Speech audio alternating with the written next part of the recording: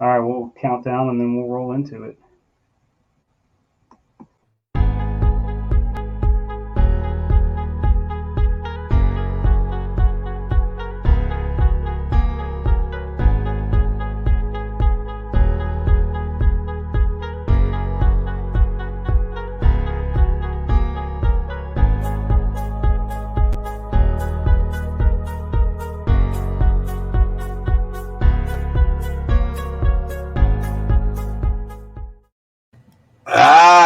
Happy New Year, Bearded Grinch. How are you? Happy New Year. It's good to be back. I'm doing well. I'm sitting in the midst of M&T Bank Stadium. As you can tell, there's no fans in the stands. It's going to remain that way, unfortunately, for the rest of the season, I have a feeling. But we're doing good. Happy New Year to you. Yeah, well, I can't say the same thing about Highmark. I hate the name of our stadium, Highmark. I miss New Era. At least it was like ball caps and stuff. Now it's like a health program. But yeah, I mean, it should be fans in the seats possibly for the playoff round if things stay the wild card round. If things stay the way they're supposed to, we'll see New England for the rubber match at Highmark. You as a Bills fan, I really am hoping it goes that way because I couldn't ask for a more primed matchup. No, it's pretty poetic. We're going to get right into that. But, for those that have been with us for a long time, welcome back. It's good to have you. We took a little layoff. Obviously, holidays get crazy, but we are diving in deep beginning of this year, and we are excited about this year. We're bringing all kinds of new content. We're going to have some new segments coming in. We're working on hard behind the scenes to bring you guys the best of everything. So we appreciate you bearing with us. If this is your first time, welcome. We hope that you subscribe and continue to listen to us and join us on all of our pages, our Instagram and Facebook. But welcome back to those that are new. Welcome here, and we look forward to a great year. So let's just dive right in. NFL football. I mean, that's our bread and butter. That's near and dear to our hearts, and we are in the height of playoff football, Week 18. A lot of things are going to be decided here. Let's just start with the AFC and see where this goes. Right now, we have four teams. Um, Vying for division titles. Three of those are locked in. We've got the Cincinnati Bengals who've locked up the AFC North, Kansas City Chiefs out in the West, Tennessee Titans in the South, and then your East up for grabs right now. Buffalo Bills, New England Patriots. Let's kind of walk through these scenarios and see how things shake out. So I think the easiest is going to be Tennessee, right? Tennessee's in at the number one seed. They're looking to lock that up. All they have to do is win against Houston. My eyes, that's going to be pretty much a cakewalk. What are your thoughts on that Tennessee Houston game? I think the biggest thing to note there is Derrick Henry's back. We weren't sure if we were going to see him this year. Now, I think that he's back to practice. I think there's a chance he suits up in the event that they need him to run a little bit and lock that game down. But Houston's been playing tough ball. I mean, I don't know how Houston doesn't give Davis Mills a shot instead of blowing a first rounder on questionable quarterbacks next year. But without going too deep into that, I think that Titans just win the game. They go out there, they win the game, leave Henry rest. It would give them a first round bye, let Henry recover for another week. And to me, in my opinion, with a healthy Henry and a first round bye, that is the most dangerous team in the AFC going through the playoffs. Yep, playoff football gets cold out. Weather starts to change. We always talk about it. Defense and the running game is typically what gets you to the promised land, and they're going to set themselves up for that. I think an easy win there against Houston, and they're going to lock in the number one seed. Now we look at the number two seed, and you've got the Kansas City Chiefs out west coming off of a loss to the Cincinnati Bengals, who are kind of hitting, their stride right at the right moment. But they have a chance to clinch the number one seed.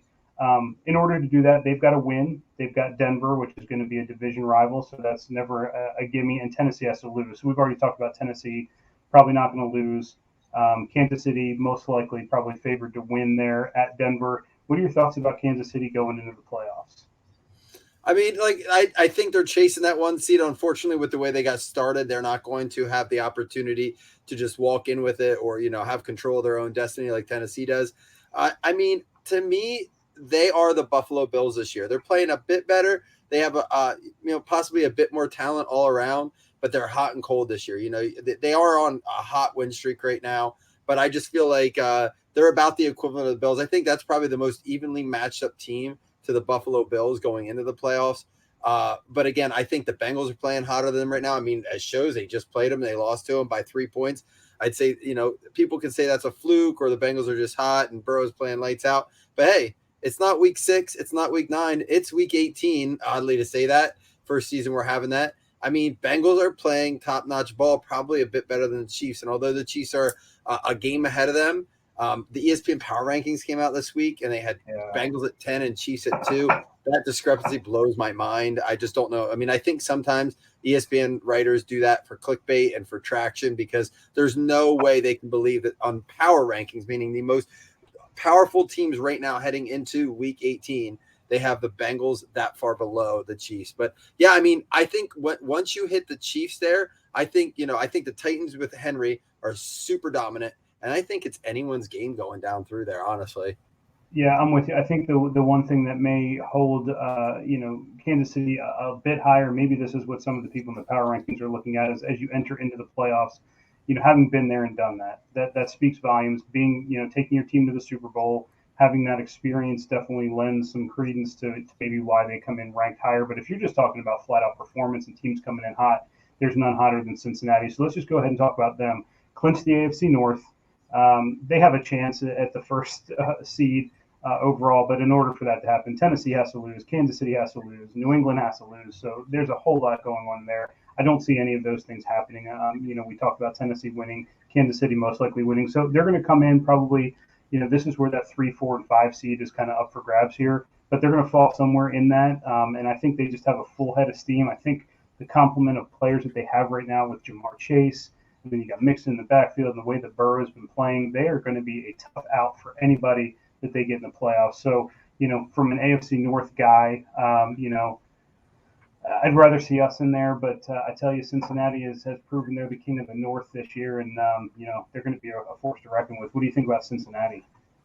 I think that, as I said, they're the hottest. To me, they're right now currently the hottest team in the AFC. I mean, back-to-back Burrow weeks is just Burrow and Chase both. Now, Mixon, it did hit COVID this week. So I think going into this week, we know Baker Mayfield, they're playing the Browns. Baker Mayfield's going to have shoulder surgery now, so he's not playing. That game's just a mess. Bengals need to try to win it, I think, because there's still a shot. I don't think that's a walkthrough for them. So I think all their starters play. But, I mean, in a way, if my players are getting that COVID case, which is very unlikely to happen back-to-back weeks, I'm counting my almost blessings, and I don't mean to downplay the severity of the virus or anything like that, but I'm counting my blessings that it happened to Mixon this week and not going into the wild card round. And we can't neglect to say that right now. Everything we're talking about is contingent on health of the players, and not even necessarily the health, their COVID status. Absolutely. I mean, that's all it comes down to. If one of these guys' quarterbacks get test positive for COVID and can't play in a playoff game, the chances of them winning, I mean, we're at the top-notch team. So Josh Allen goes down with COVID, chances are super slim. Mac Jones goes down with COVID, chances are slim. Herbert, slim. Mahomes, if any of those quarterbacks go down, and go look at it, none of them have had that situation yet. It's destined. It's going to happen to someone in the playoffs. The question is, who does it hit? And that's kind of going to be the scary part going in the playoffs. I think it just is something we have to address as we're making predictions, because that is the one caveat we cannot control. Yeah, well, on the rumblings of who's getting tested and how often they're getting tested, are you seeing Tom Brady tested as often as you may see some of these second-tier quarterbacks? Who knows? I haven't heard anything. I haven't heard anything. I'm sure there's protocols, but it's just, there's conspiracy theorists out there everywhere, so they're going to do it. So we've got the 3 teams locked in with their division titles. Now it gets interesting. Now we're talking about the East. This is your baby. So we've got Buffalo and we've got New England. Fortunately for you, division game, but you got the New York Jets, 4-12. They did play tough against Tampa Bay. Zach Wilson, I think if you shore up some things from him next year, you may see the tides turn in New York there. But, I mean, this should be a win on the books, which would give you the division title. You win or New England loses, one of those two things happens. So there's the 4 and 5 seed. New England, on the other hand, they're playing Miami. Miami, it's a tough divisional game. They're 8-8. You don't know what you're going to get from them. They seem to, be hot and cold depending upon the week. So New England needs to win and you to lose. So you've got the easier in, so to speak. What are your thoughts on that? I mean, you've got to feel pretty confident about the Jets. I mean, it's the largest spread on the slate this week. I don't know exactly what it is, but I just don't see us. I see the starters playing the first half. Hopefully, I'd like to see us get out early, get the players, a little bit of extra rest. But I'm not going to count. Listen, we lost to the Jags this year. We got I mean, we played a close game with some really bad teams this year. Even the Falcons gave us a run there for a little bit. So I'm not counting it as an automatic win. But I will say, I do feel like the Bills are playing back to playing some of Buffalo Bills football like we've seen the last 2 years, the beginning of this season, the most of last season. I'm this is the most confident I've been going into the game over the last like 6-7 weeks, where I was nervous going into the Falcons game. I was nervous going to the, Miami games and stuff like that, some of those. So, but the Jets I just think they've checked out. They have senioritis. Yeah. Their vacation has started. I think they're ready for a draft pick. I think, they're just ready to move on. So I think we've locked up, they just have to win. But I think what we really got to get to is outside of those 5, because I think, the Patriots the Patriots have not clinched yet, have they?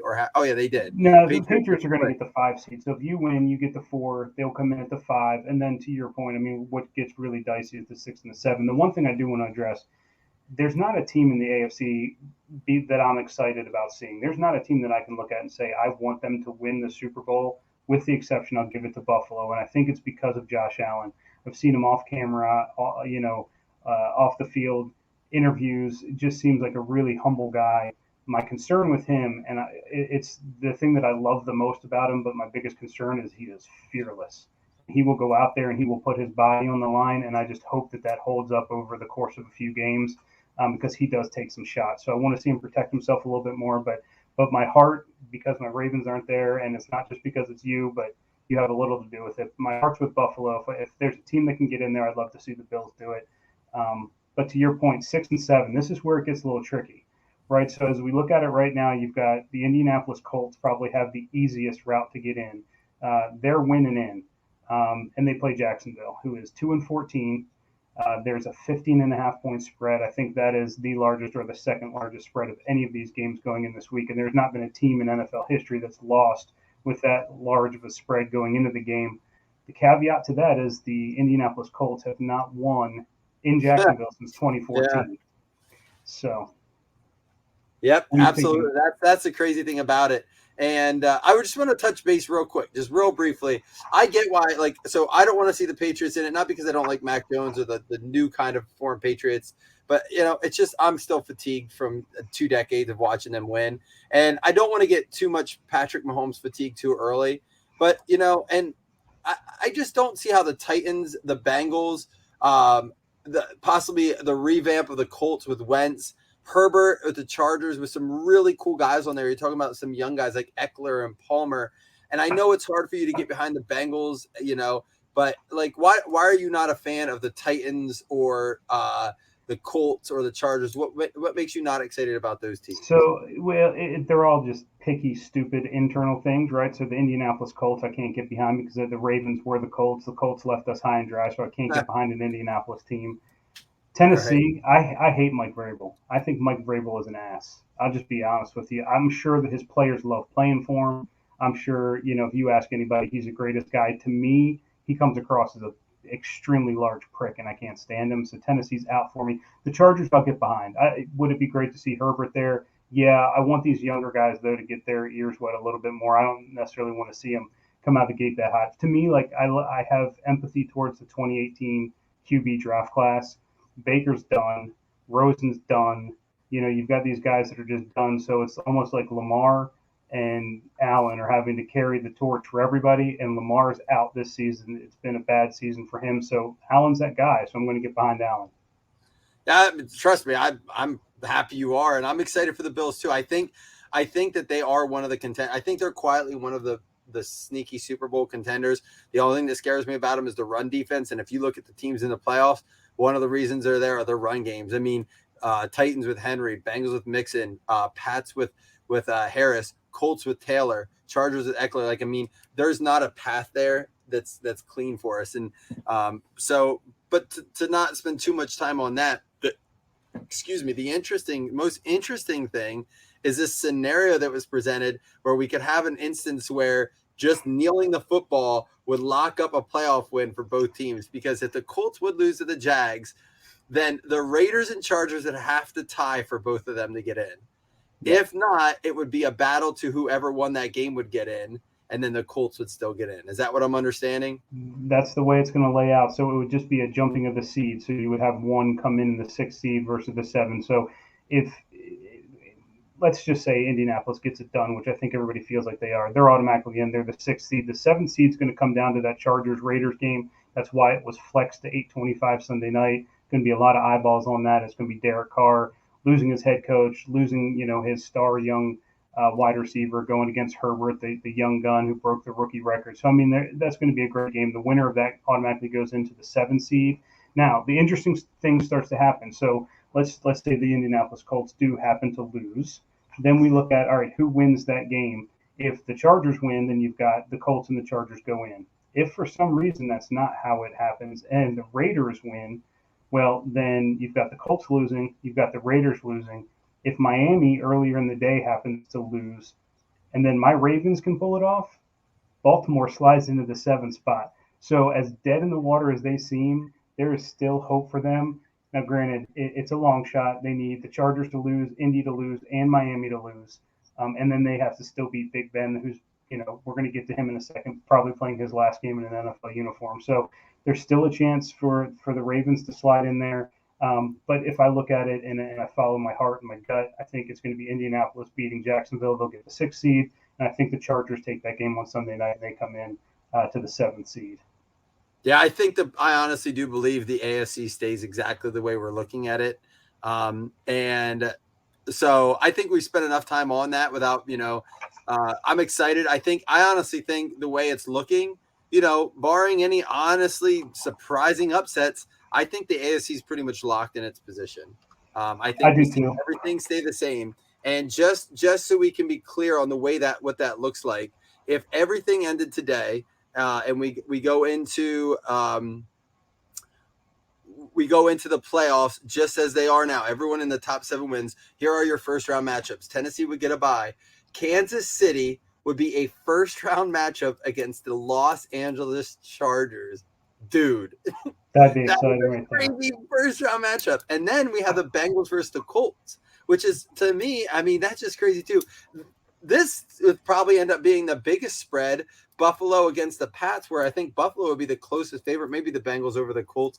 But I don't know, man, that they are some exciting first round games. And I think the most surprising thing out of all that is that even without Derrick Henry, the Tennessee Titans put together a balanced team and hung on to that number 1 spot for the bye. That just blows my mind. I think as much as you say you hate Vrabel and stuff, there has to be something to say that to overcome that kind of stuff, man, because that guy was your MVP on that team, out of Tannehill. AJ Brown has had an awful year. Julio Jones has been hurt all year. They don't have any other big name players that you think of when you think of that team. There's not some standout tight end. They don't have a Hill or a Kelsey or a Kittle. Like, that team is just being well coached, well managed. They are fighting for every win. And that to me is the biggest surprise out of that whole AFC bracket right there.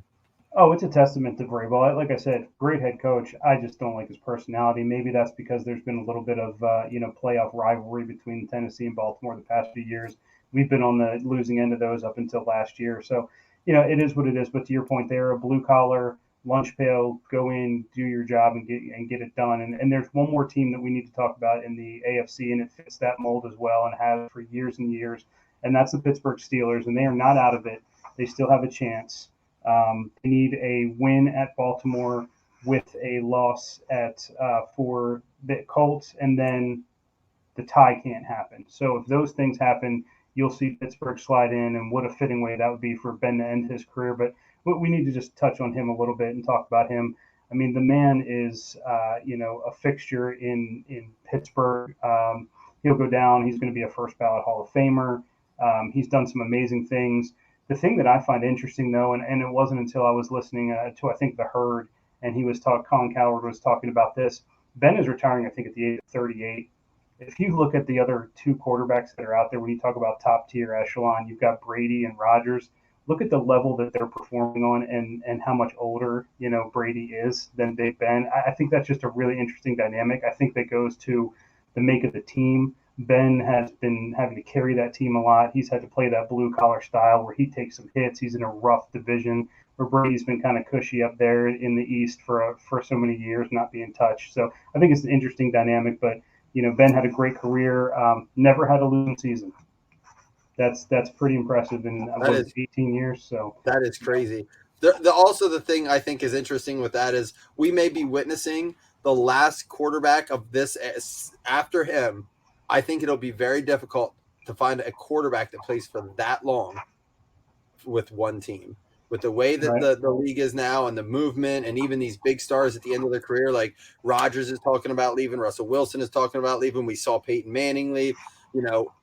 I just think it's a matter of time before, and he might be the end all be all to that, where we don't see guys make it 18, 19, 20 years and end their career with that team. You could see, and you know what? I think it's a hard thing to do. Teams are finally like, if Ben still wanted to play it, it's not going to be with the Pittsburgh Steelers. Because I just think they are ready to move on. And they said, you know what, we're giving you this last year. We want you to enjoy it, but we're done after this. But you could see he was done. The tears that came out of his eyes prior to the game, it was emotional. And I think fans feel it too, because, we're watching guys that, for me, I was younger, a lot younger when he came in, 18 years younger. I was, it just feels so long ago, and I'm watching him retire in front of us. That's an emotional thing. I can't imagine his emotions. I got a little emotional, like, man, I'm getting old. Like I'm watching NFL players come in as rookies, and I was collecting, his stuff then and getting excited for him. And then now it's like he's gone. It's just like a passing of a torch, just generationally. So I don't know. I just think it was a really neat game. What an awesome way to end it. Najee breaking a rookie record there, handing it off. And you know what? You could see Ben's excitement. It was almost like, I think of those elite passing the torch cards. I almost felt like that needs to be one. Like he literally handed the ball off to Najee, and it was like a passing of the torch. And Ben just looked excited. Like he almost looked like he let out all his stresses at the moment. You got to go back. If you haven't seen that clip of that play, handing it off and Ben watching Najee score, it's really cool. But we talk about passing the torch, and one of the things you wanted to bring up is who takes over for Ben now. That's what we got to start to look at. There's a lot of speculation. Where do you stand on that? Yeah, listen, who knows what's going to happen? The names that have been floated around, you hear Rodgers because there's some potential discontent in Green Bay, although I think if you watch them play the last few weeks, I don't see that. I see Aaron's out there actually enjoying it, and he's even backtracked some of his statements to kind of put some of the onus on himself. So I don't know if necessarily Rodgers goes anywhere.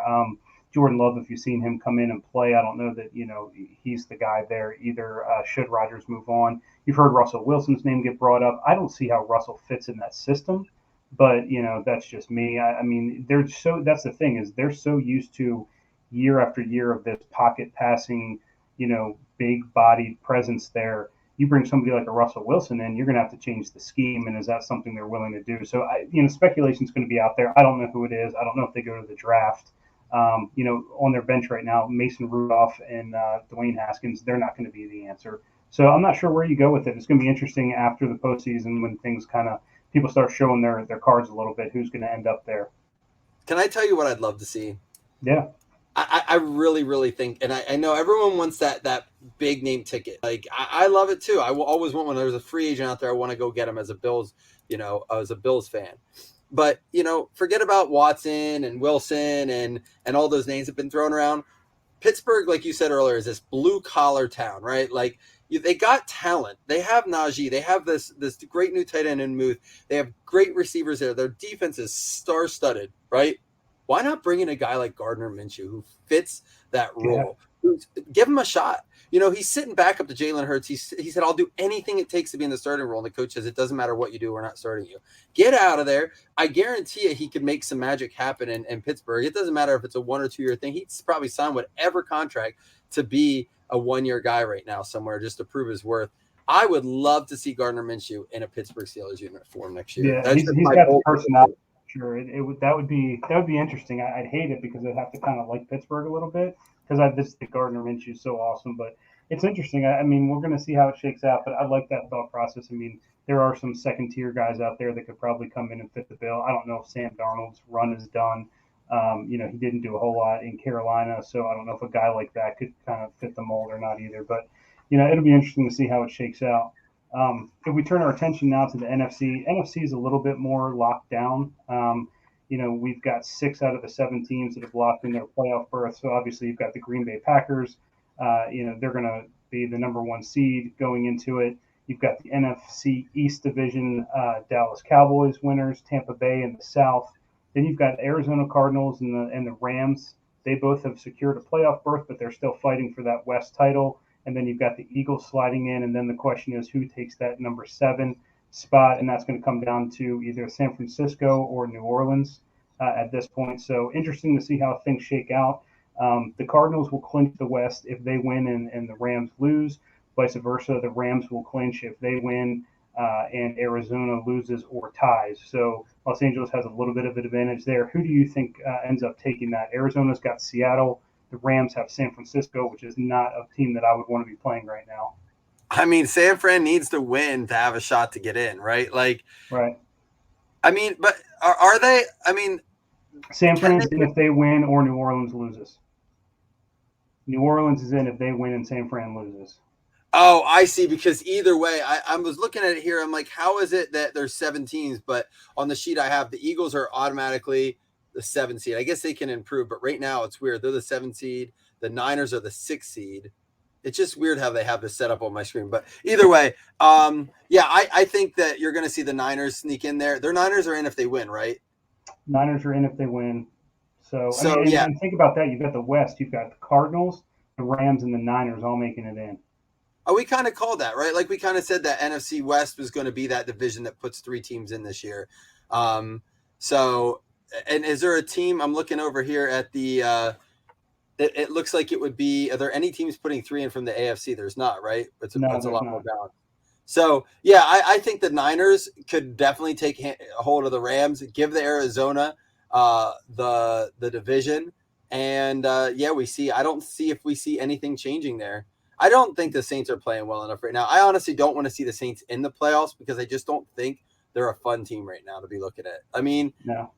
It's just Taysom Hill. I just don't know. I feel like they've been trying to find their identity all year. They don't have a lot of talent on the team. I mean, they're playing with all backups. I mean, even if Taysom Hill was good, he has no one to work with except Kamara. He's a shell of himself too. Kamara's just not been it this year. He's not in. You can tell he's not into it. Like he just kind of knows that they're. So I hope things for the sake of the NFC playoffs stays the same the way they are. I mean, do you see any starters? Like, can anything change it? Like the Packers locked up the first seed, right? So they did. The hard part's going to be right. So for San Fran to get in, so New Orleans has to lose to Atlanta. Which, I mean, Atlanta's Atlanta. If there's a chance New Orleans wins that game, that means San Fran has to beat the Rams. And the Rams are still playing for the division title over the Cardinals, so they're not going to be in there to lose. They're going to be playing their starters. So that game right there, San Francisco at Los Angeles, is going to be the game to watch. Can San Francisco pull that off and slide in? If not, and New Orleans gets it done, you're going to have the New Orleans Saints in the playoffs. And who would have thought that at the beginning of the year? That's crazy. I didn't realize that was what was riding on that. And that is, of course, a late game, the Niners and the Rams. So we will know going into that game if the Saints beat the Falcons. They're only 4-point favorites. But let's just say the Saints beat the Falcons. Talk about all eyes on that game. Holy cow, because they're both at 425. The Saints play the Falcons at 425 and San Fran, LA. Oh, yeah, you're right. I'm sorry. You're right. That's the first game of that slate. Okay, I'm sorry. So that's going to be side by side, and the Rams and the Niners are both playing for something. That's crazy. That is crazy right there. It's going to be interesting. But to me, so if you look at these, teams, Arizona is one of those teams that any given Sunday they've proven that they can get it done. I wouldn't necessarily count them out. For me, though, I think if there's a team that I wouldn't want to play right now, the way that they're playing would be San Francisco. With all that being said, to me, it's going to be a 2-horse race down between the Packers and the Bucks. I think those are the 2 premier teams, out of that division or out of that conference. And, what a great championship game that would be. Rodgers and Brady going at it to get into the Super Bowl. Yeah, I mean, as it stands right now, just to recap, if everyone would win that's in that hunt right now and things stay exactly as they are, you have the Packers with the bye, you have the Rams playing the Eagles, the Bucks playing the Niners, and the Cowboys playing the Cardinals. And I know you say you can't really get behind anyone in the AFC, but, man, after looking at the AFC matchups and the NFC matchups, I think it just seems like the NFC is so top-heavy. The first-round matchups aren't quite as juicy as those first-round AFC matchups. But Tampa Bay, if San Fran gets in, Tampa Bay cannot sleep on San Fran. That's all I'll say. No, I don't listen, man. We said it before. You can't not this year. This year more than any other year. Any team can beat any team this year. It's just been one of those years.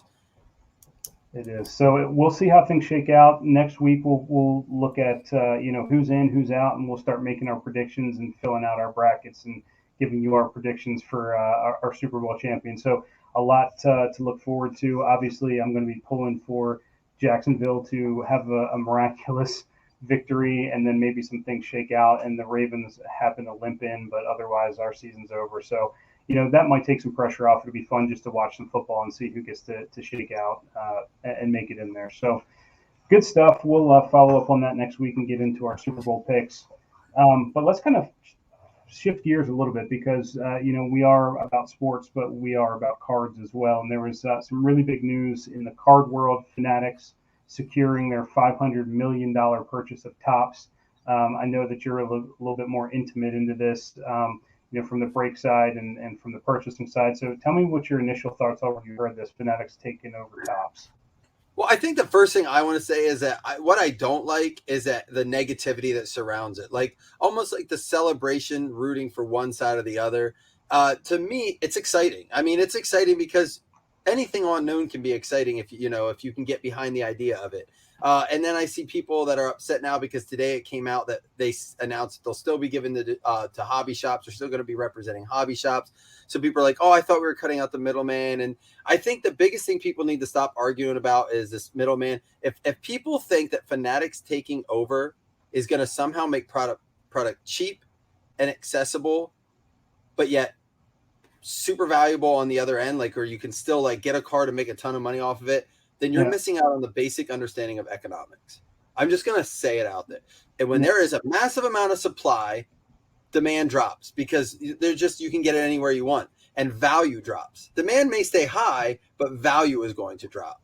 So that's what you have to understand, that if everyone can get access to it, right? And so I saw a great comment today just on this whole thing because I think the biggest thing we got to get at is that people think by Fanatics taking over, it meant that distributors weren't going to get cards like Blowout, Dave and Adams, breakers don't get. A lot of breakers buy from those guys, and a lot of breakers will continue to buy from Fanatics. And breaking isn't going anywhere because those breakers will just have to charge more whatever they're paying and enough to cover their overhead, their supplies. I mean, their shipping, all that stuff is baked into it. They'll have to cover their end. And if you don't have breakers, just understand that means you're going to have to find, and they're like, and no hobby shops, because if the hobby shops don't get it, you're going to have to buy a box of it on your own online somewhere.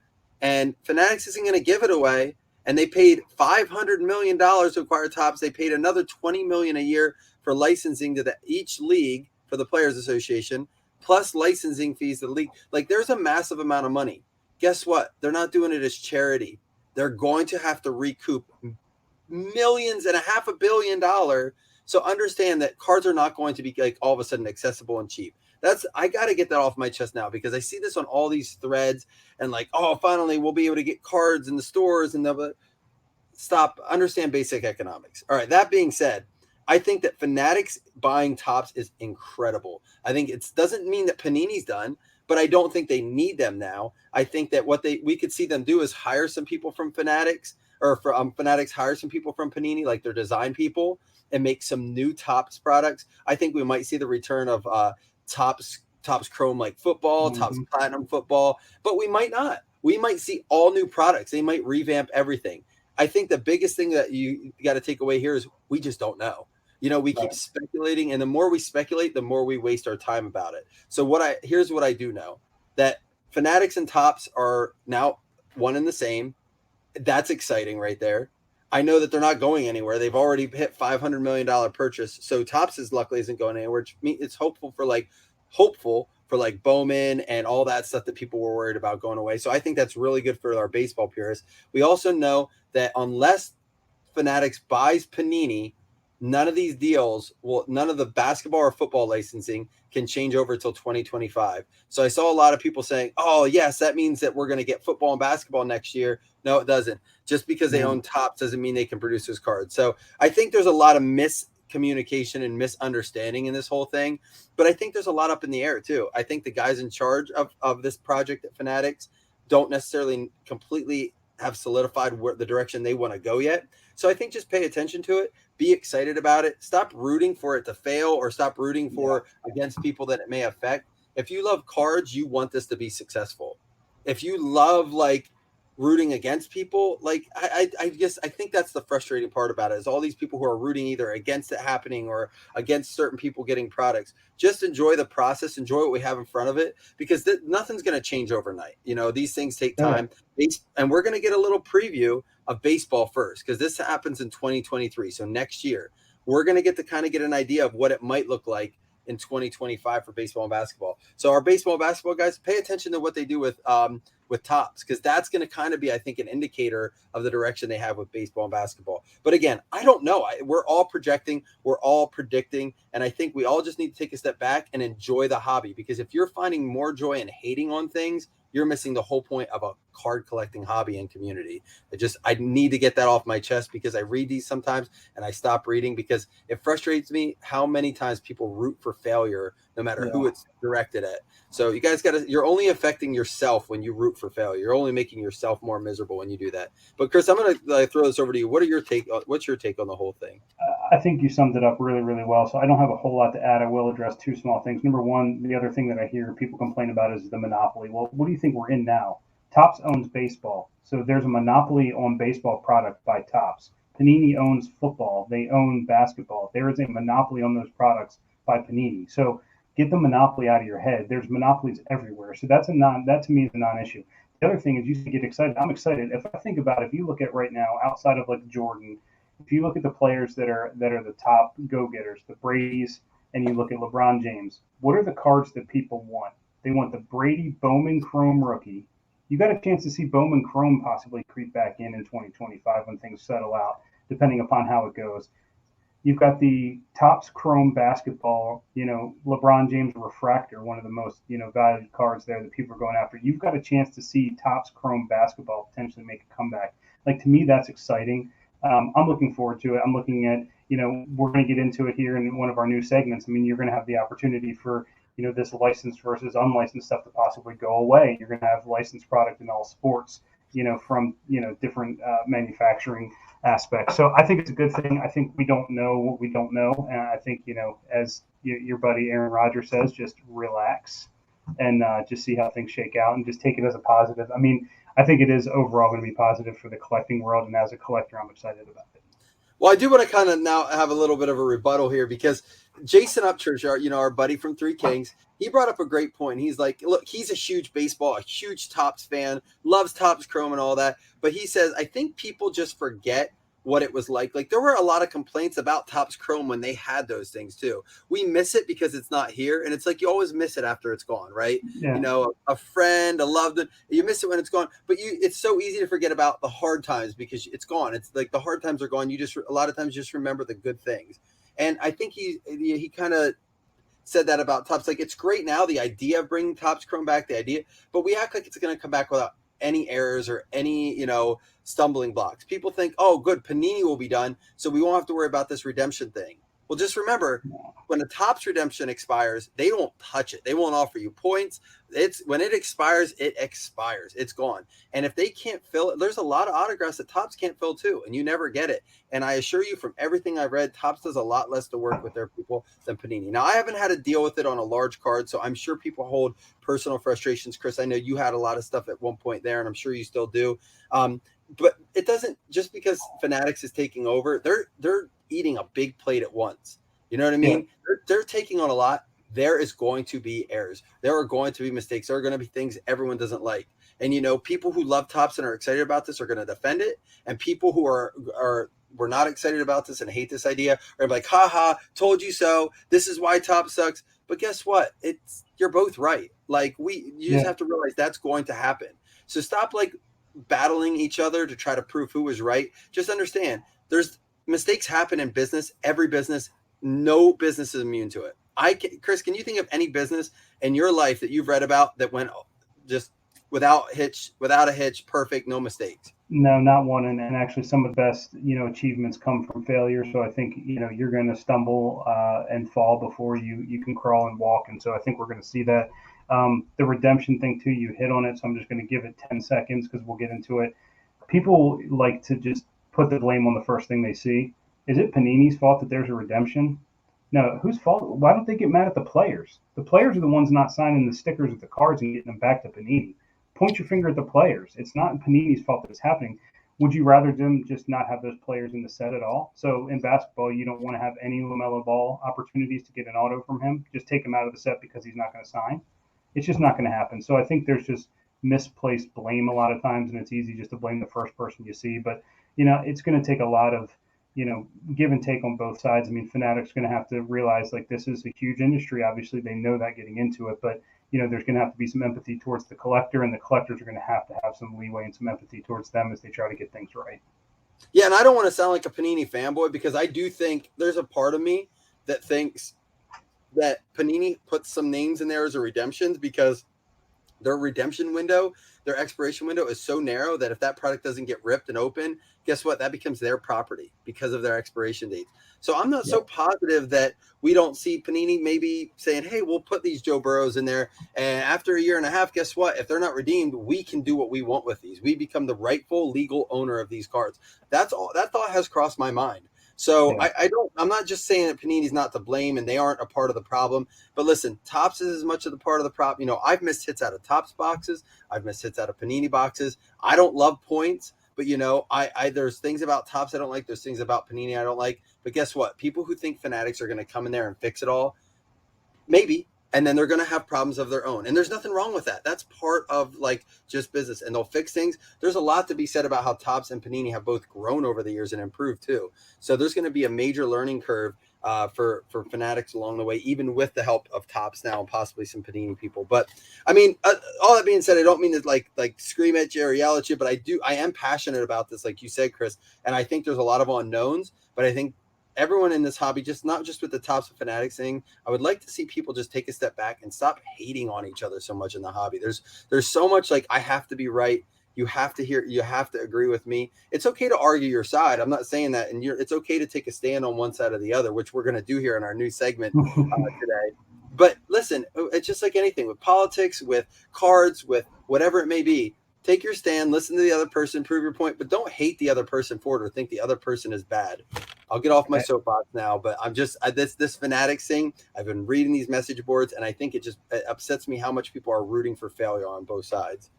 Yeah, I'm with you, and I would just say, my final point being, you can have an opinion. Everybody's got one. We say it, they're like a-holes and they all stink, but do some education first. And before you become that keyboard warrior and jump on to make a comment negatively about something, how about take those fingers and look up some information, educate yourself, learn a little bit more, and then you can maybe have, instead of an argument, a discussion, an informed discussion, and then we can all kind of get better from that. So we'll see how it shakes out. But to your point, there's going to be people that are going to argue on both sides, and we're taking that to heart in a new segment we have, which I'm super excited for. So we are going to get into what we call our 60-second showdown. So give them a little overview of what they're about to taste on this.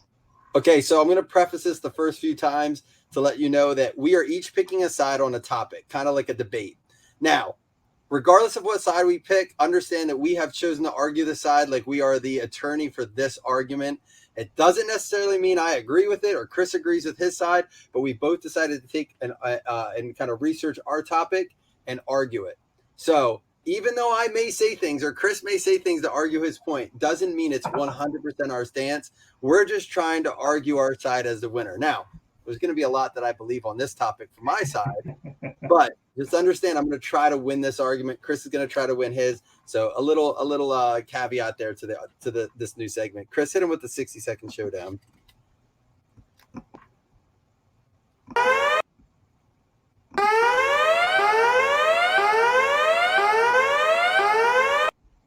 All right, it is time, 60-second showdown time. So topic one, Mike and I are each going to get 1 minute to argue. We are on licensed product versus unlicensed product.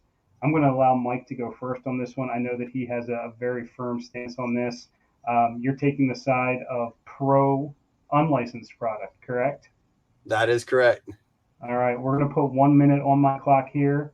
Your time starts now. Okay, so on licensed product, is across the board, to me, has competed with the looks of pro licensed product for a very long time and has gotten more improved than licensed product. And what I mean by that is when you look at the new Leaf that's come out recently, specifically things like Pro Set Metal, Leaf Metal, you look at the new Wild Card matte cards that have come out, what you're seeing from there are growth every year. They're looking nicer, they're looking better, but their cost has relatively stayed the same. And although you can't pull that $10,000 banger out of that or that $50,000 card, you're also not buying boxes that cost $400 and $500 and leaving with $100 in hits. I also think that you're seeing a lot of these on-license stuff come with on-card autographs. You look at Wild Card Matt, you look at a lot of the Leaf stuff, you're looking at on-card stuff. So the price is lower, the return is better on overall, and you're getting better names out of each case as opposed to licensed product. That's my minute. That is it. That is your minute. Okay. I get what you're saying, but I'm going to come at it from a little bit different perspective. So put me on the clock. Here is my pro licensed product stance. All right, go ahead. So let me ask you a question. When you think of the Buffalo Bills, what do you think of? The Buffalo Bills logo. When you think of the Dallas Cowboys, what do you think of? The star. The star. These teams, as a collector, that's what's important to me. That's what matters. That's why I collect. I collect my Baltimore Ravens because they're in that Ravens uniform that they wear proudly. So when I have a product and I'm opening it up and I want to put it into my PC collection, I want that Raven logo on there along with the purple and black. If it's just going to be purple and black, might as well be a Viking. I don't know who it is. It needs to be the player that I want. It needs to be the team that it represents. A 100% licensed product. To me, it holds more value. Maybe not from a financial, monetary perspective, but in my heart, it holds more value. And as a collector, that's what's important to me. I want my licensed product. I don't need a minute. He's done with it. It's a hard argument, man. I'll give it to you, dude. That's pretty solid.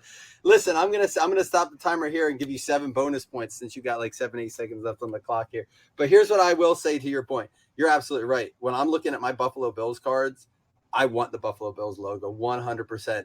And you took a completely different stance. You went right from the hobby side of it, right from your look of it. I guess I was looking at it from a completely value side. So do we consider ourselves who wins? How do we determine? That might be a push. Here's what we're going to do. For those of you who are watching this, put a comment below. What side do you take on? If you've got something that you want to bring up that we missed, whether you're pro-licensed or anti-licensed, put it down in the comments. Let us know. One of the things we hope to work on in the future, obviously, we're going to get some more dynamics and graphics. We're going to be able to get a counter. We want to interact with you guys on some live shows and be able to do this. But we'll give this first one a push. I think you had some good points. I had some good points. So, in the sake of fairness, we'll make this one a push. But one of the things we want to do on the show, and this is something that Mike and I talked about that's important, is we're all about sports. We're all about cards. But we have a lot of interests that just go well beyond just the world of sports and the world of cards. We're both really big music heads. I'm a sneaker guy. I've got multiple pairs of Jordans. We've got a lot of interest outside of the hobby, and so we want to make sure that we're bringing some of that life into the show as well. And so some of these we're going to bring in some pop culture, a little bit of real world scenarios. So we're going to take over part 2 of the 60-second showdown, and something that's near and dear to a lot of people right now as we're coming into the new year. Christmas decorations. When do they come down? How long do you leave them up? After the new year, before the new year, what's the stance? So we're going to be pro takedown versus leave them up. I'm going to be the takedown guy. Mike's going to be the leave them up guy. We're going to get a minute. We're going to see where things shake out. I'm going to let you start this one since I started the last one. So you are pro takedown, Chris. And we're going to put 60 seconds on the timer. Let me get that up for you here. And all right, are you ready? I'm ready. You're up. Take them down. So they call it the Christmas season for a reason. It's a season in which you do all things Christmas. You drink your hot chocolate, you sing your carols, you wait for Santa Claus, you put up your tree within that season. Following the season comes the new year. Why do they call it the new year? Because it's a new beginning. It's a fresh opportunity. You have to take away the old, bring in the new. So for me, take down that tree, January 1st, start fresh, get your resolutions if that's your thing. Get your mindset right, maybe do a little redecorating, maybe buy some new things for the house that kind of perk it up, and put that old year in the rear view. Those things are in the Christmas season for a reason. I say the new year is a time to start fresh and start new. I don't need to see it. It's bad enough in the stores, right? So you go in the stores and they've got Christmas decorations up in October. No, I need it in the Christmas season. Do it during December. Give November its time for Thanksgiving. Give December its time for Christmas. Give January its time for New Year's. February on to the next holiday. Perfect timing. Look at that. So right. I understand you still have your decorations up in your house. Is that correct? I do, and has nothing to do with laziness. I promise you that. So I'll get into why they are still up here. Are you ready for my argument? 60 seconds on the clock. Get at it. All right. So you call it the Christmas season, but it's technically the holiday season. So without getting too political on there, just remember that New Year's is also a holiday, and it's also a part of winter. And I don't just decorate for Christmas, I decorate for winter. And my wife does a phenomenal job.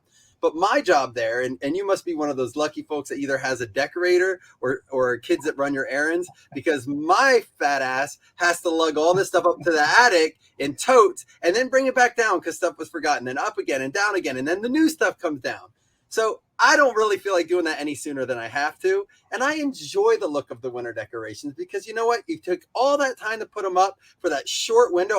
We won't decorate before or till after Thanksgiving. That's a lot of work for a 30-day window. All right. Then what do you decorate with? The next holiday is Valentine's Day. We're not decorating for Valentine's Day, maybe Easter, but it's really spring decorations. So Christmas, they're getting 2 months. We'll take them down in February. Oh, look at that. Spot on. Good stuff. Oh, and the timer keeps on rolling. Well, that was my victory song. That is your victory song. Good point. See, what I like about this segment, I think what I'm going to enjoy as we kind of continue to do these down the road is you come at it from a completely different perspective than I was expecting you to defend it from. And so I can't really argue with some of what you said there. So, it's good. I'm going to be interested to see what the listeners have to say and what side they take on it. I look forward to the interaction there and hoping that you guys that are watching this put down your comments below as to are you pro takedown after the new year? Do you leave them up? Like, what's your situation? I'm really curious to see how that shakes out. Yeah, that was really fun. I'm more excited to see what other people say about this than I think I am the license versus unlicensed. I'm curious to see what we get to see each other's takes on sports and cards and everything on Facebook all the time. Very little do we take time to talk about our home life, our relationships. So to me, that's what I want to know more about these people. I can't wait to hear some of their in-house stories of the debate on the decorations. Yep, it's going to be good. So, listen, this has been phenomenal. It's great to get back in the saddle and back at it. Again, we're going to have some new content, some new things that we're bringing at you. We're going to try to be as consistent as we can. Give us a little bit of grace in the fact that life happens to us all. So there are going to be times when we get a little busy, but the goal is consistency, to come at you with some stuff each and every week, get some live interaction as well. We are going to be creating a brand new YouTube page. It's going to be Blazzzin Sportscast, the YouTube page. We're going to promote it everywhere. So make sure you go. Find that, subscribe to it, like it, ring the bell for notifications whenever we post new snippets. We're going to do things at card shows, some live stuff. Mike has a card show this Saturday he's going to be coming live from, so look out for that. But Mike, this has been awesome. It's great to get back at it with you, and I can't wait to keep doing it. Absolutely. And look for us. There's some things we didn't get to tonight that I'm excited to do. So we'll do it before the first week of playoffs. We're going to talk about players that may explode going into the playoffs. And I think we'll get a better look at that once we lock these teams up.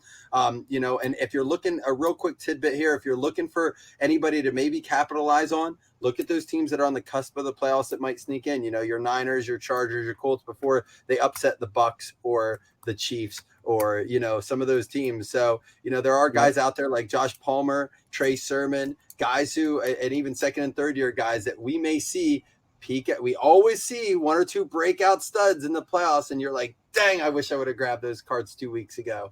Yep. So you know what you can do for us? Tell us some of the guys you think so we can mention it out. And if we like the guys you mentioned, we'll shout you out on the next podcast episode when we talk about player explosions for the playoffs. Perfect. Good stuff. All right, Mike, appreciate it. Thank you guys for watching. We will see you next time.